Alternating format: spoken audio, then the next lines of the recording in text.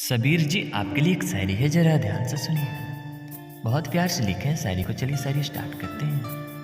सबीर जी, तुम्हारी खूबसूरती का कोई जवाब नहीं,